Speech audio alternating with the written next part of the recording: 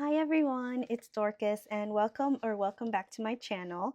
Today I am going to take you through my urban sketching kit, what I keep in this pen roll, and then in the future I will do a kind of longer little, setup video of the other tools that I take with me when I go urban sketching.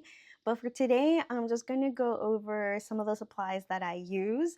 I just finished filming a little video comparing the Sailor Fuda de Manon fountain pen with the Hokoro dip pen with the Fude nib unit. And so I figured, well, let me just really quickly jump on here and show what's in my pen roll. So to start, this is a Superior Labor pen roll. It is leather, and this one is actually from their sister brand, Wanderlust. I bought it, I want to say, summer of 2024. I bought it summer of 2024, and let me pop this out. But everything is pretty compact in here, and if this weren't in this pen roll, you are able to roll it up, but I just like to fold it in half because I like to keep that in here as well. So what I have inside, I'll go from here to the right. This is a tin can of, it was supposed to be the Prima Marketing watercolors. I have a few of these sets, but I have since just removed the interior, and I have used these little, let's see, this is so old. This is like, I don't know, like 4 years old, more. I can't, from 2019, I think. So you can just buy a bag of these and then fill it with your own colors. So that's what I've done. And then I've bought like sticky magnets, like a roll of sticky magnet. I cut them into squares and then I attach it to these. These are so old that the stickiness is kind of getting away, but it still holds it. And so this is a variety of Daniel Smith watercolors, and then maybe just a few Holbein, Windsor and Newton. And then I always have this little swatch card so I can remember what color is where. So this is my watercolor palette. It's still pretty dirty, and I just keep this tucked right in here, and it fits perfectly. In here is an assortment of fine liners. So I have these spread out between these two pockets. I typically just use 01, 03, and 05. Maybe sometimes I'll put in 005 for like really, really thin lines. And these are from the pigeon letters. So these are kind of the monoline pens from Peggy Dean's shop. These are, again, so old, but they still work. Like, again, I can't remember when I bought these. It has to be at least 2018, 2019, and they have not dried out on me yet. So I've also liked these over the Sakura Pigma Micron, even though those are, I mean, I've been using those since I was in college in architecture school. Those were the very first fine liners I ever used, and I still love them. But with these, you can write at any angle. So, sometimes when you use a certain fine liner, if your angle changes, you start rubbing up against the side of the nib, and so then it won't work anymore. So I can get this to focus. There we go. You see how it comes up above the silver thing. If your angle is too low, it stops writing, but this one writes even, all around the nib. So I don't know, just I like that I don't have to be super mindful about, the angle I'm holding my pen when I'm sketching. I have some Fude or Funosuke, the hard tip and the soft tip brush pens. And I can't say I use these a lot because there is a learning curve. I have an easier time writing with my Pentel Touch pen. But, I know some people like using these for sketching because you can get different line widths, and it's just like the quality is a little different than when you use just a straight line that is monoline throughout. With this one, you can get some thick and thin depending on how hard you're pressing on the pen. And to go back to this pocket, I have my Pentel Graph Gear mechanical pencil as well as my eraser. Though when I'm sketching, I don't typically use this mechanical pencil because then when I'm erasing, like I think it just the line is a little too sharp or the pencil is too sharp and it'll leave a mark on the paper. So when I'm sketching, I typically use my black wing pencils. I have a set of these in black. I have a set in the white, which is a little softer of a lead. So, this one is just a little harder than the other one. I've had this same one for years. It's kind of all dented and a little beat up, which I kind of like, but I bought a pack of 12 and I've yet to go through them. If anything, I've been sharing them with other people. I do like, in case you don't know about the Blackwing, you have this eraser that you can keep pushing up as it goes wasting. And you can get more erasers should your eraser um, deplete before you're done with the pencil.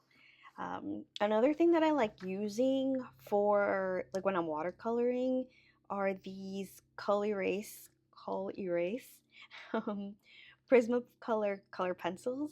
I'll use them to lightly sketch out, an idea or a certain scene or a guide for when I am going to start watercoloring over it. And because these are erasable, um, I find that with the watercolor, they kind of disappear into the background and you don't even see them. So I like these when I want to just hide the sketch behind the painting. Okay, put that back in there. I have a water brush. I used to have, I want to say it was a Pentel. They're a little like stubbier, a little wider. I learned about this at some point. I don't know if it was on Instagram or YouTube, but I like that it's just like a uniform width throughout so that it will fit a little more easily in like a pen pouch, and it also just feels more like a pen.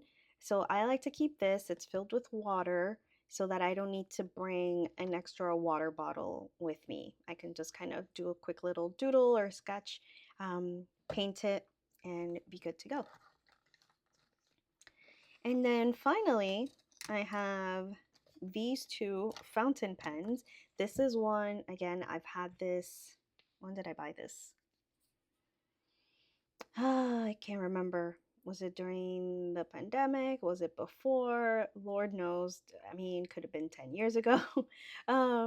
But this is a platinum carbon ink pen, ink desk pen, and it is, let's see if I can get it. There we go.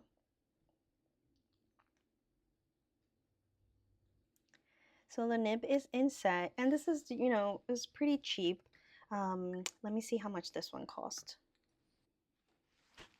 So this one cost a little less than $9. A little less than $9. And this one is no longer available. I think there is another model of it. But this one I bought in 2018. So the line is very fine. If anything, it's on on the listing it said super fine, and it's the only nib size that you could get.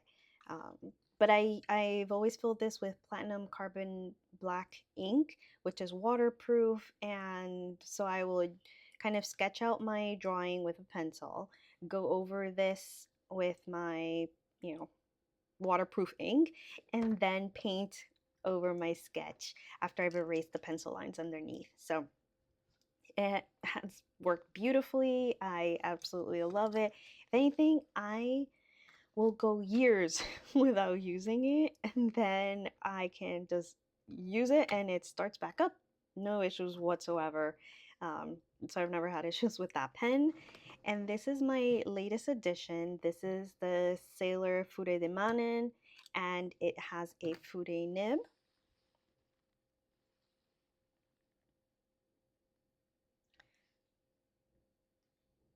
So the nib is slightly upturned so that depending on the angle of the your writing, you can get really thin lines, but if you press more of that bottom part of the nib that's turned, you can get a really broad stroke. So I love this. I also have this Sailor Hokoro dip pen, which also has the same type of nib, but as opposed to this one, which has an ink converter or you can use an ink cartridge, this would require that you have the bottle of ink with you so that you can keep dipping and using writing, drawing with it. This one I can just use without having to dip it, which obviously is way more convenient when you're out and about sketching. So this is the latest addition that I've added to my kit. And let me just make sure that that is all. Yeah, these are all fine liners, Fude brush pens, more fine liners, my um, two fountain pens, eraser pencil, more pencils, erasable color pencils for sketching, and my water brush. And then finally, the other things that I carry with me, obviously, are my sketchbooks. So this one just stays right here, and I will fold this whole little thing up and buckle it up. This one I don't really use for urban sketching. I've been using just as like a little tiny houses series. I'll look at a picture online and then just sketch it just to practice. And I haven't done very much. This is only, I think this was, I've only done 3, even though I did these other 2 back during the pandemic in 2020. This one I just did at the end of 2025. So I just like to keep it here because it's the right size. Now this one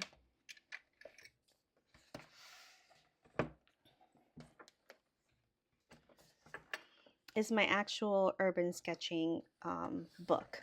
And both of these are Stillman and Byrne, and it is obviously watercolor paper because I always use watercolors when I am like urban sketching.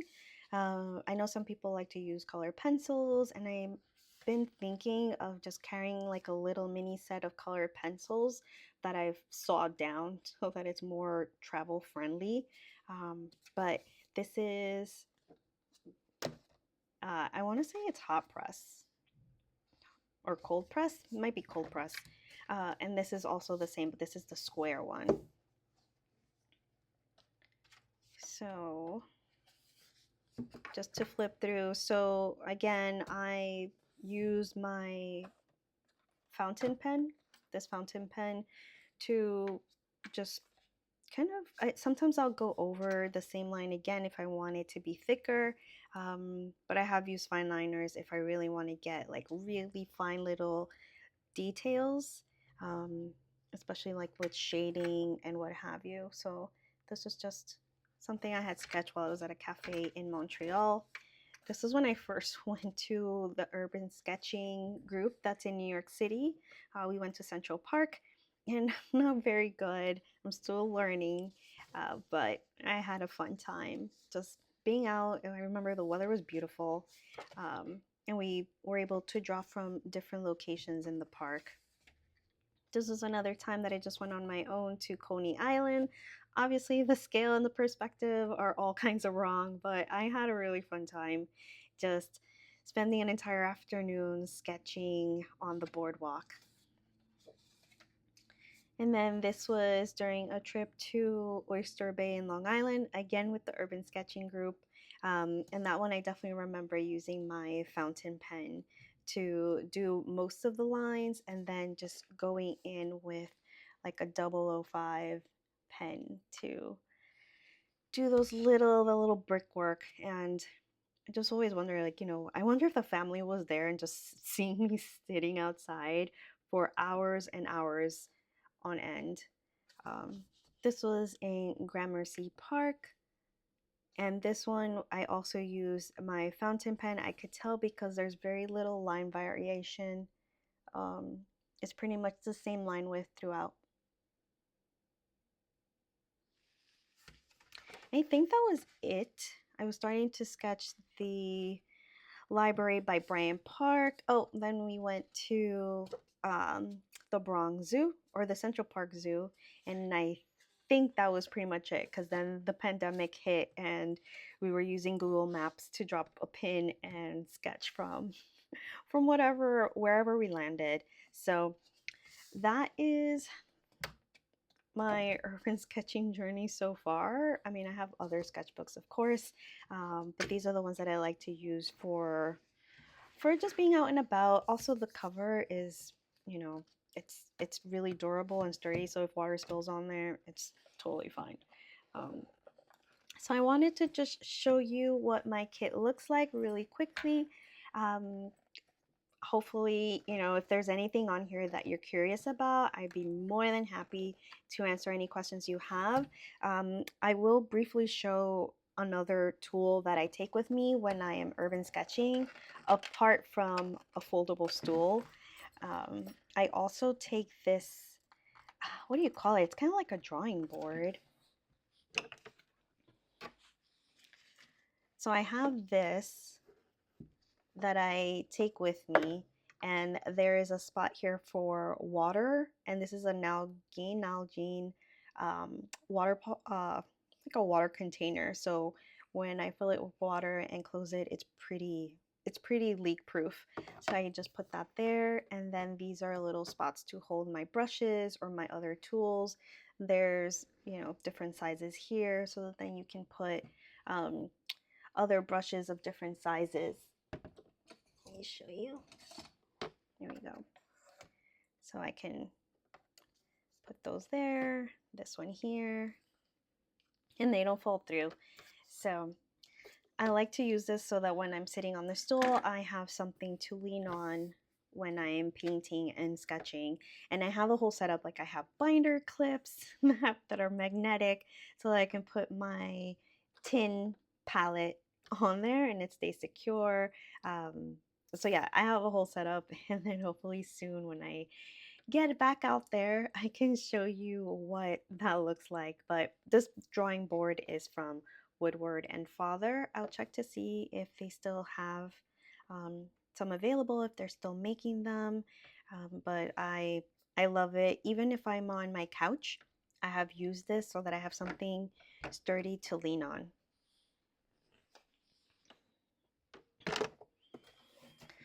And that's pretty much it. That is, this is again super compact. I can just pop it into my bag or a satchel and I'm good to go.